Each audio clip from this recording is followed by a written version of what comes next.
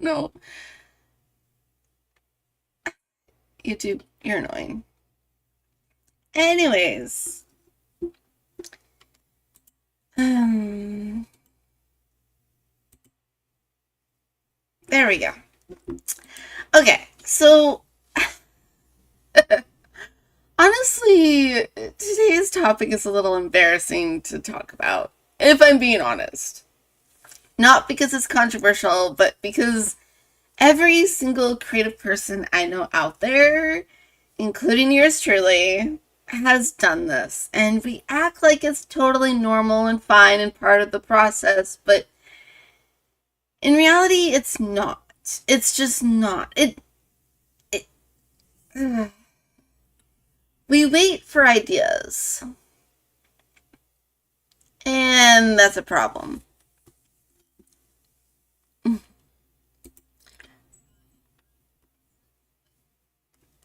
Ugh, hold on. Sorry.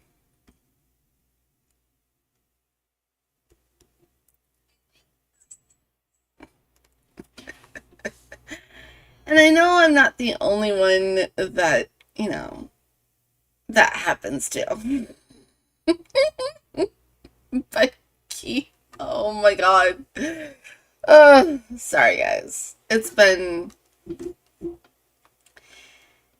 a moment. I swear. There we go. Okay. Now everything's back to normal. I apologize. This morning's a little chaotic.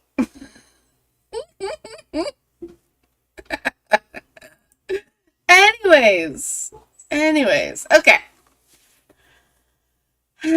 So honestly, I have something embarrassing that needs to be discussed today. Not because it's controversial, but because every single creative person I know, including yours truly, has done this. And we all act like it's a total normal part of the process. And it's not.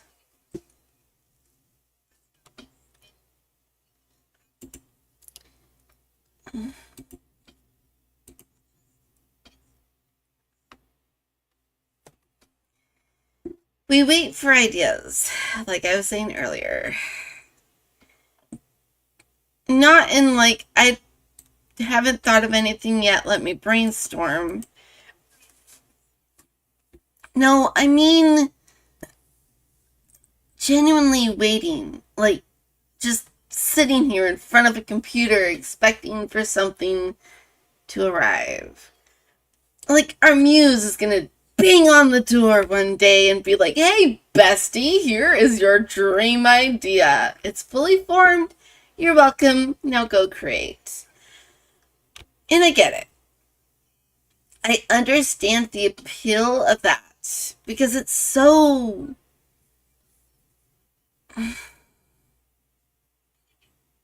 much more romantic than the actual reality. And the reality is a bit boring and kind of irritating, but the story, the whole I'm waiting for inspiration, it lets us off the hook. Because it sounds like discipline, right? It sounds like we have taste. And then yeah, which is amazing on paper. And then you look up and it's been 8 months and you haven't made a damn thing. See, that's not taste, though. That's avoidance with a better PR system. And here's the thing that actually gets me. Have you ever actually noticed when your best ideas show up? Like, actually paid attention to the timing? Because what I've been finding is that they don't show up when you're silently sitting there with a blank notebook ready for it, waiting for that divine inspiration.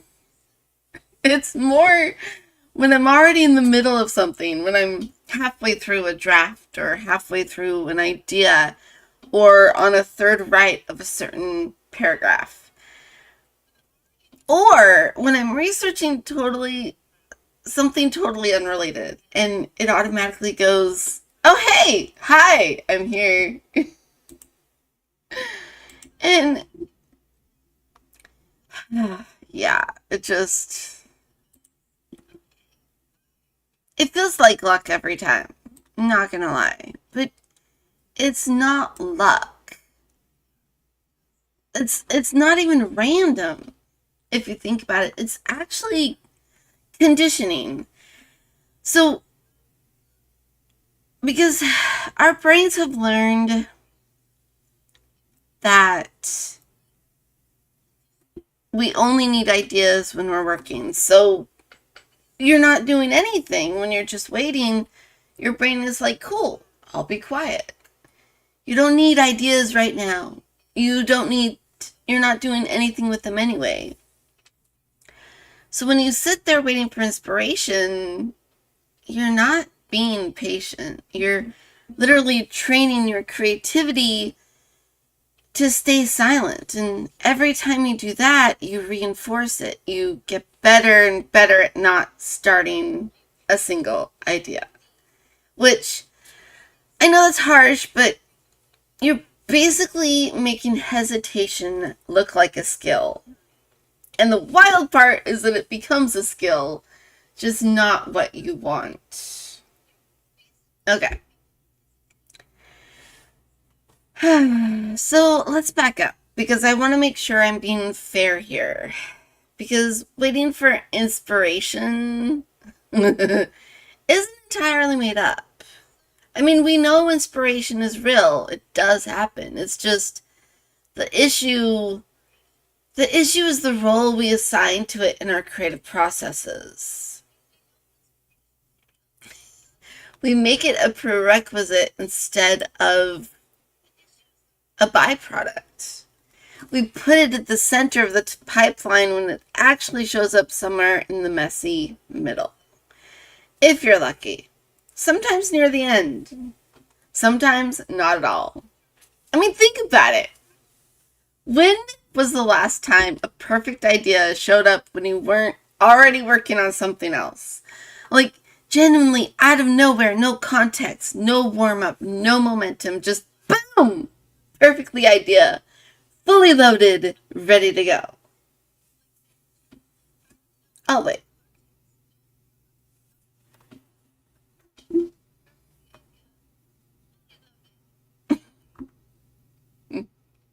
No, but seriously. I can't think of a single time that's happened to me.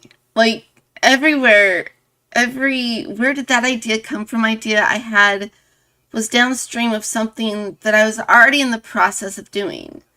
Something I was reading or writing, a rabbit hole I was already deep into. See, the idea didn't start the process. The process summoned the idea.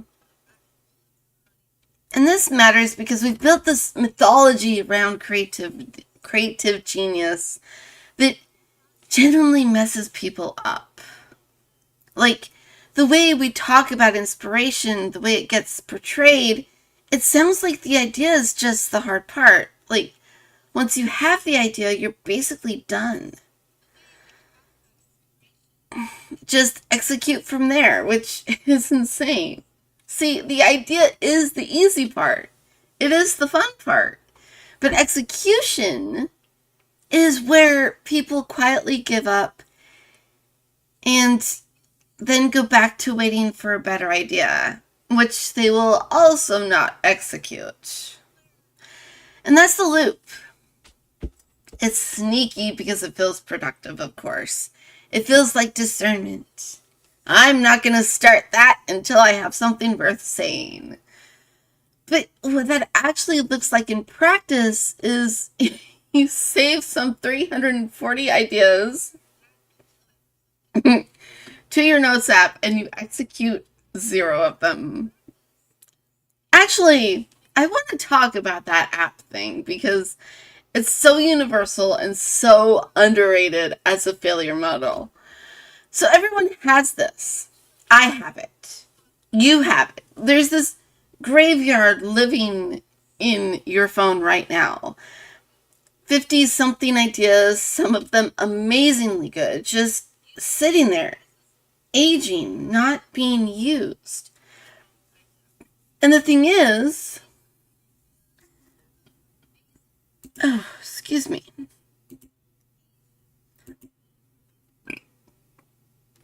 Oh, sorry. The thing is, you're going to go back to most of them. Actually, no. No, you're not. You're not. You know that, right? Like, it's not pessimism. It's just how this whole shithole works.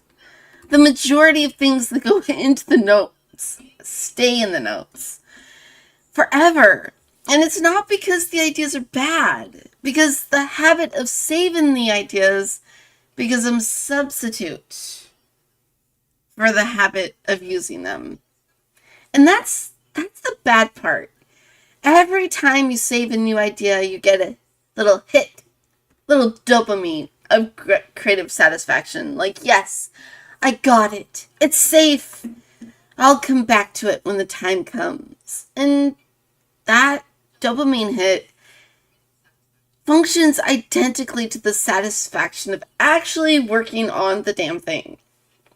Except you don't make anything, you just file it away. So the Notes app becomes its own form of waiting. It feels like preparation, but it's not. It's just a holding tank. And the ideas in there aren't getting better while they sit. They're actually getting harder to start because now they have the weight of, this has been in here for 6 months. It better be good if I finally try it. And you're not out of ideas. Well, let's be honest with that, okay? You're just not doing anything with them. And that's a completely different problem with a completely different solution. Okay, so I'm going to take a little break. I'll be right back, guys.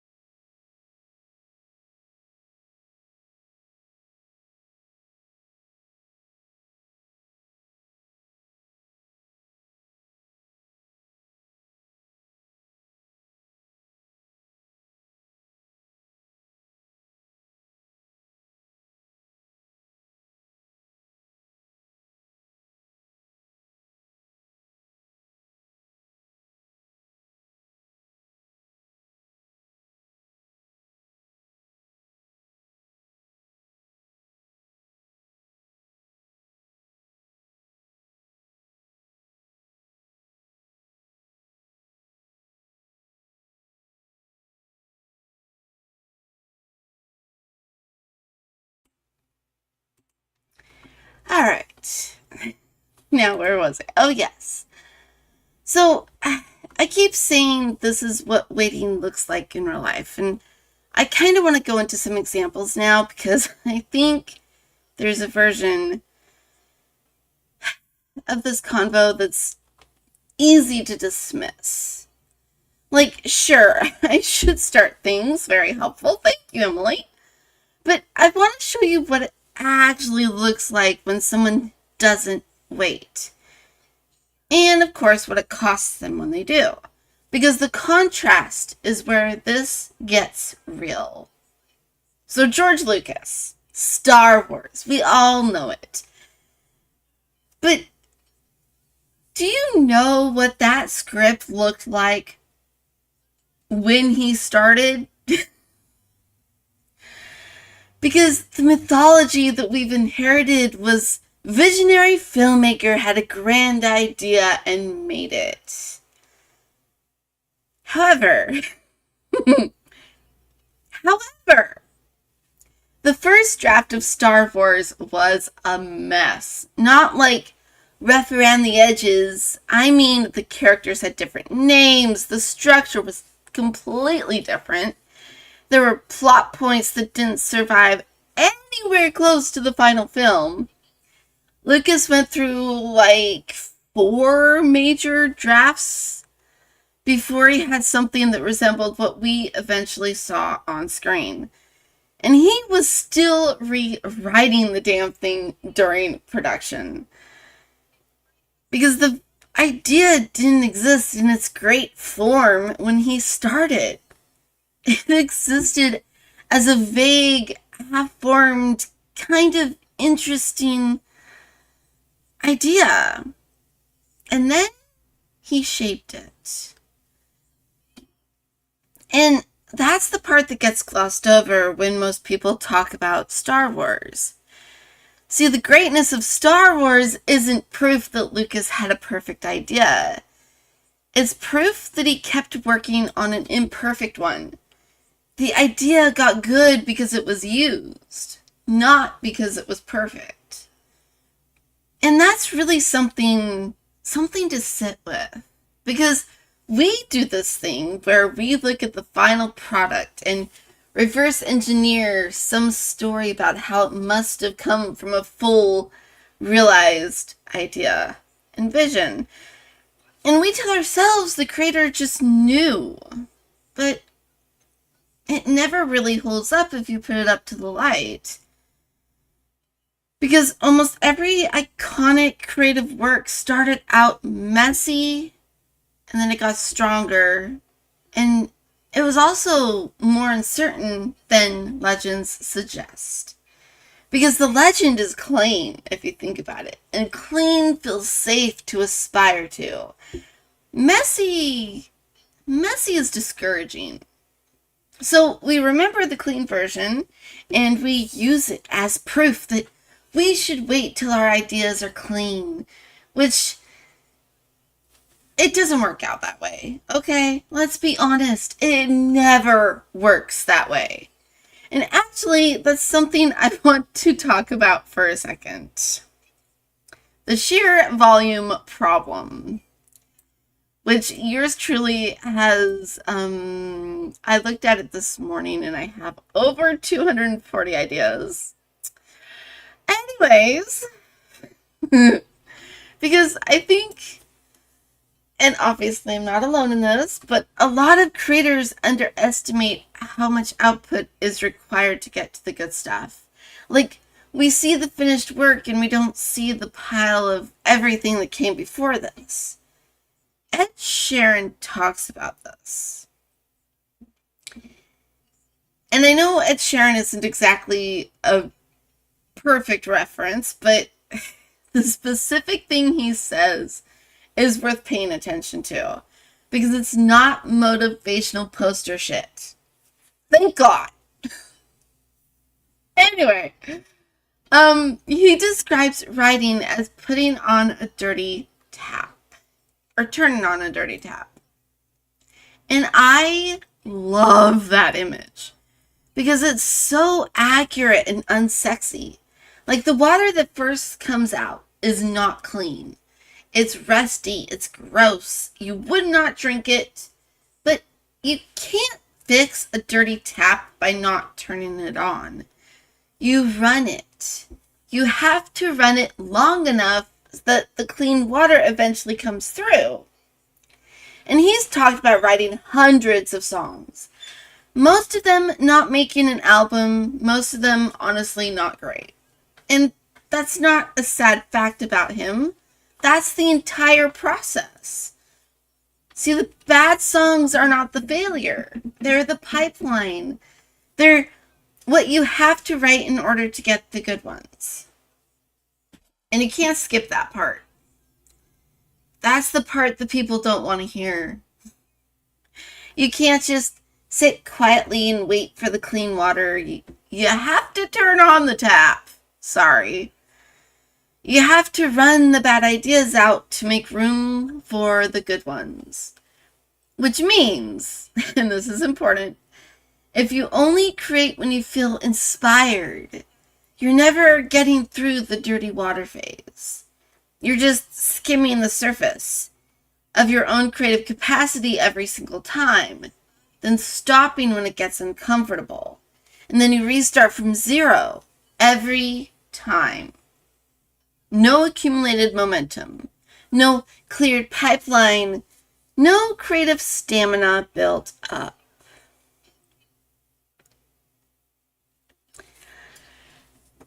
Thing is, realistically, you're not blocked.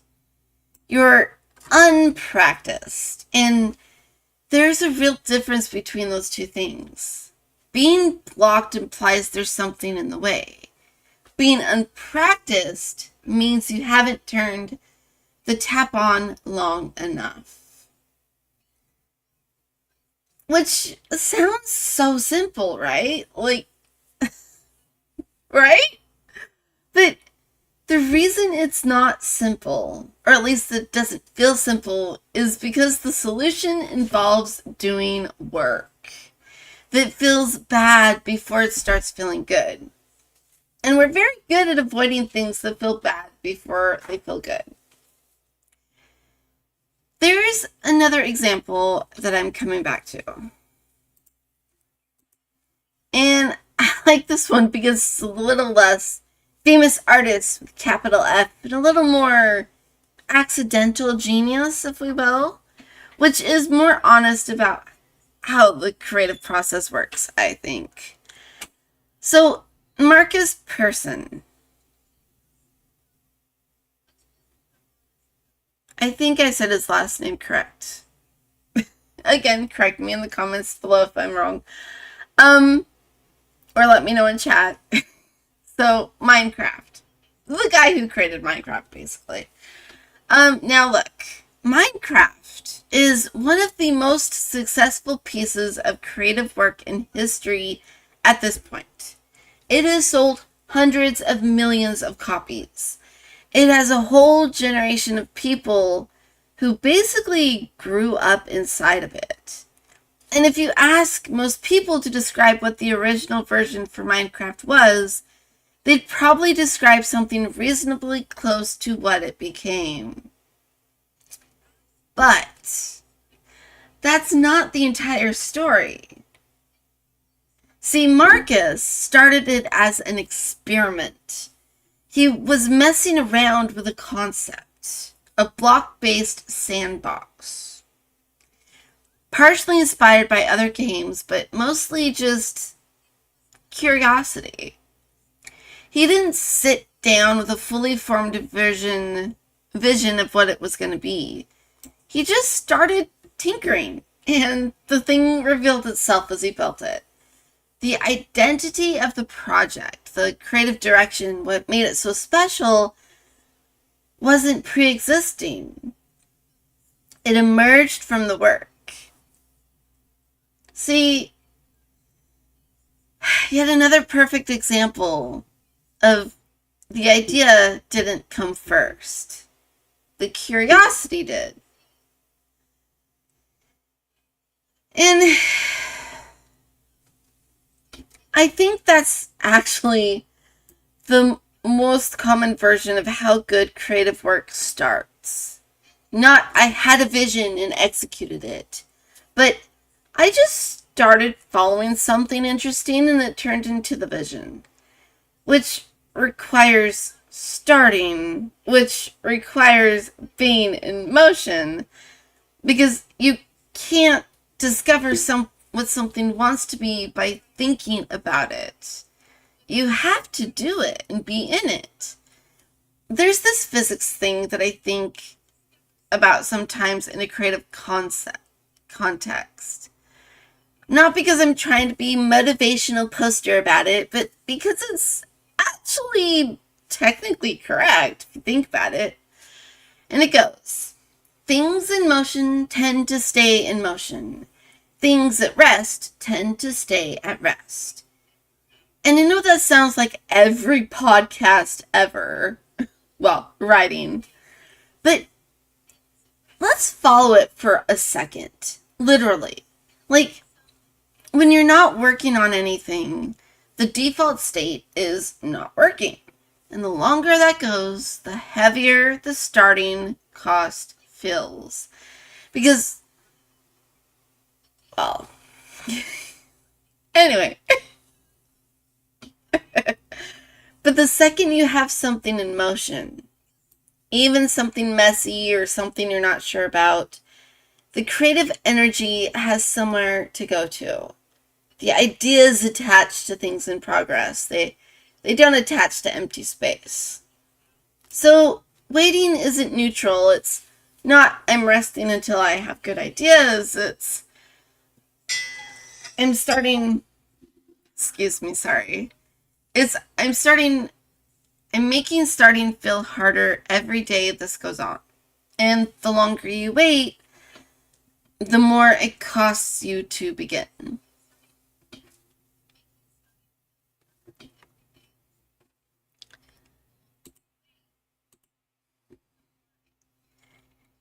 Okay, so I realize I've been talking mostly about the not starting version of this, and there is another version that's just as real, and I don't want to skip it.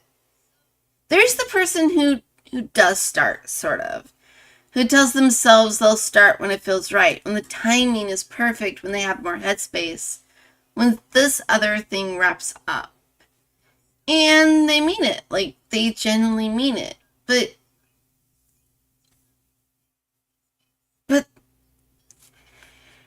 when it feels right is a moving target. It always is, because feeling ready is not a state you arrive at. It's something your brain produces when you're already doing something. Like, readiness is a response to starting, not a condition for it. And if you treat it as a condition, if you make it a requirement, you essentially decided never to start. You've just framed it nicely so it doesn't feel like a decision. And this one's tricky because it doesn't look like avoidance from the inside. It looks like patience, like intentional patience. I'm not going to go rush this, which is fine. There's a version of that that's real, but there's also a version of that that's been going on for 2 years and nothing's been changed or made or created. And at some point, you have to look at that gap between intention and output and ask yourself, to be honest, about what's really happening here. Because the thing you're waiting to feel ready for, you're not going to feel ready for it. Never. I'm sorry. I am, but you're not. No one ever is.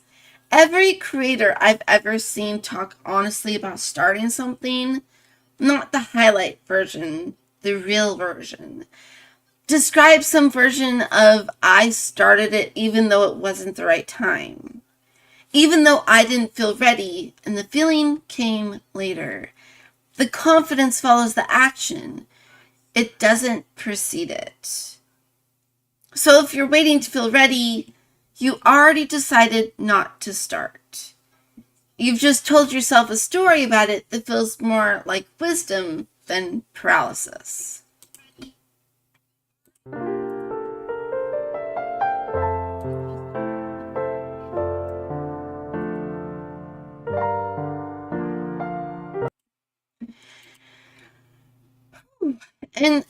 think this is where the muse thing becomes genuinely damaging. Not just mildly inconvenient, actually damaging, because we've romanticized the idea of inspiration so thoroughly that waiting for it feels like a virtue. It feels like you're respecting the craft, respecting the work, not cheapening it by forcing it. Well, I have news for you. Your muse didn't disappear. You just stopped giving it a reason to talk. Because that's the thing. Inspiration is a response. It's not a delivery service. It responds to conditions.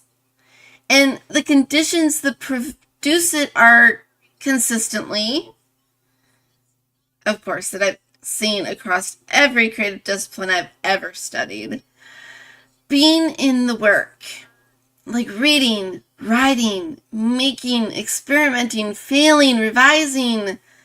That's the information inspiration thrives in, lives in. But silence and waiting are not its natural habitat. And here's where I want to get more specific, because I think there's a nuance that gets lost in the just start convo. Starting matters, yes, but it's not just about starting once. It's what happens to your creative brain over time when you build the habit of starting regardless of how it feels.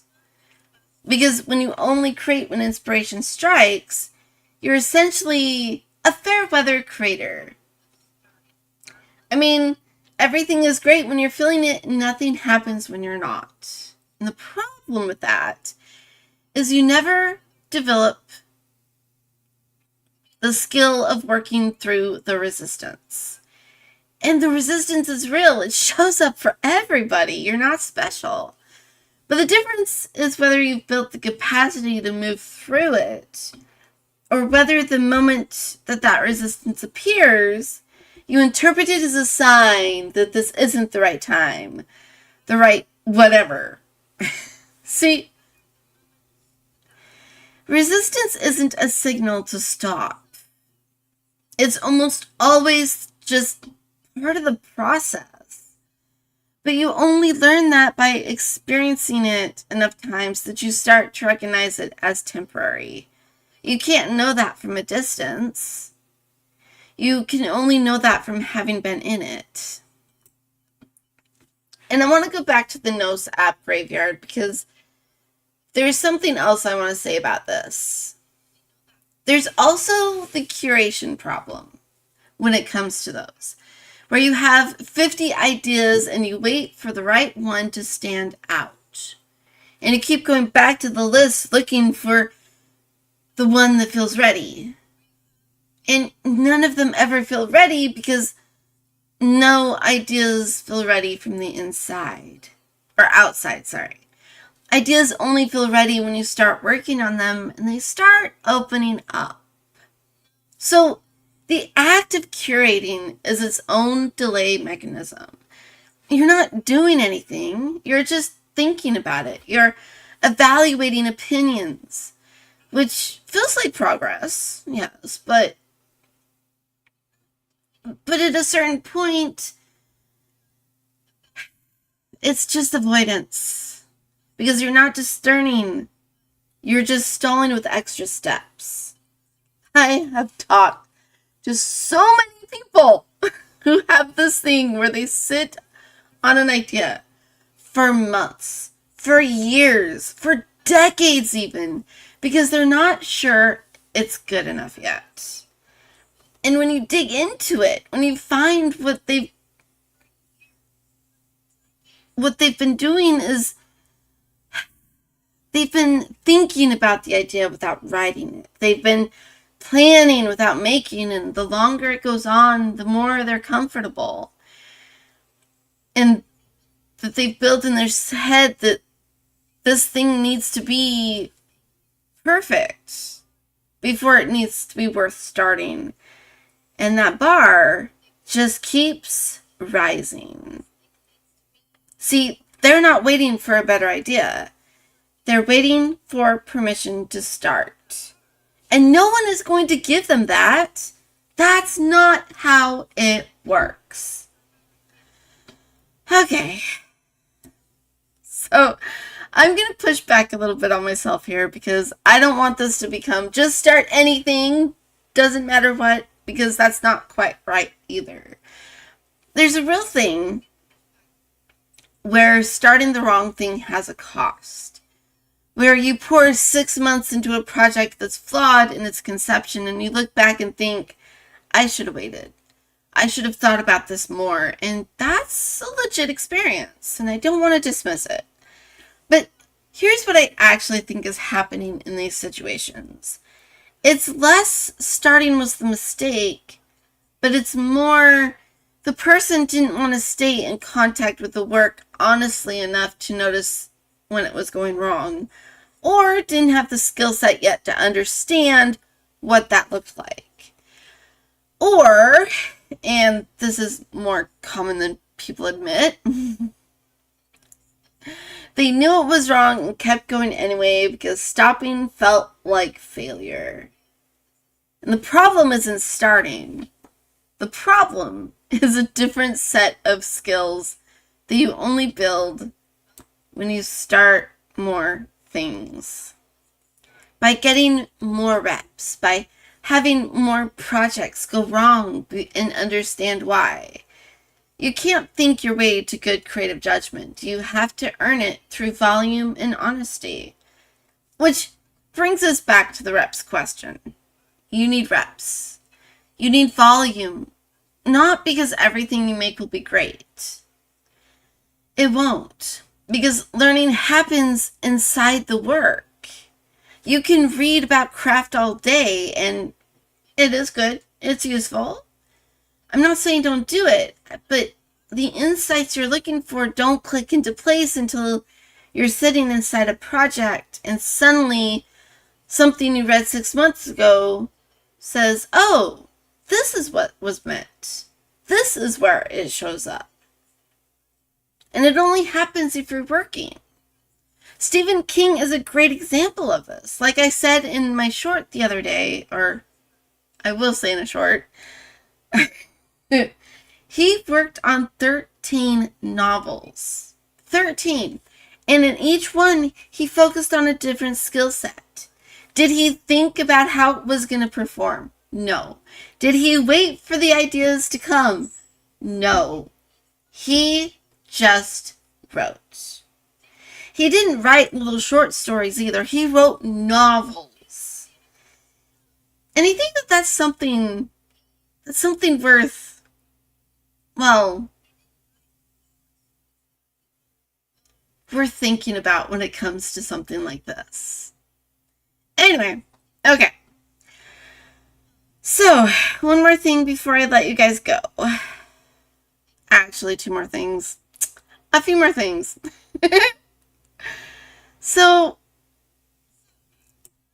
this is the part that I find actually fascinating in a kind of weird way, which is this pattern, well, what this pattern does to your creative identity over time. Because there's a version of you, the one that keeps waiting, who builds a whole self-image around being someone with ideas. Not someone who makes them, of course. Someone who has them. And there's a real comfort in that identity because you can't fail at having ideas. You fail at executing them, though. So if execution never happens, the ideas stay pure. They stay potential, and potential, oddly enough, is safer than reality. And I think that's the thing nobody talks about in this conversation. It's not just procrastination, it's protection. Waiting protects the ideas from being tested. And it protects your self-image from the information that comes from finding out whether you can actually do the damn thing. And here's what that costs you. There's a version of you who never tests the ideas, who hoards them in a notes app, who waits for their muse, who keeps finding reasons why now is not the right time. See, that person never actually finds out what they're capable of. They stay in potential forever. And potential without action is just a story you tell yourself might come out someday. And that's the thing that bothers me more than the output problem, the career problem, or any part of it. It's the waiting that keeps you from knowing yourself as a creator, because you only find that out in the work. And I keep coming back to this idea of what happens inside a creative practice when you build the habit of starting regardless. And I want to describe what that actually looks like, not in a here's a process way, but just what it feels like when that switch happens. And of course, it's going to take a while. Because there's a period, and it's not comfortable. Growth never is. Where you're making things and they're bad. Or they're okay, but they're not what you wanted them to be. And you show up anyway. And you feel the friction every time. And it would be so easy just to not do it. To take a break. To wait until you feel more inspired or ready or whatever. But you don't. And gradually, weirdly, something shifts. The friction doesn't disappear, but you start to relate to it differently. It stops feeling like a sign you shouldn't do this and starts feeling just like the beginning of a session. Like, that's what starting feels like. And you get through it because you've gotten through it enough times to know that you will. That's stamina in our worlds. That's what you're actually building when you show up consistently. Not just better work, though that too helps, but a different relationship with the hardest part of creating. One where the hardest part doesn't stop you anymore. And the muse? The muse keeps you from ever building that. Because every time you wait, you opt out of one more exposure to the hard part. One more chance to discover that you can move through it. So it stays scary, stays heavy, and the weight of starting just keeps accumulating. See, like I said, your muse didn't leave. You just built a habit of not showing up. And your creativity went quiet because why would it get allowed for someone who wasn't going to use it anyway?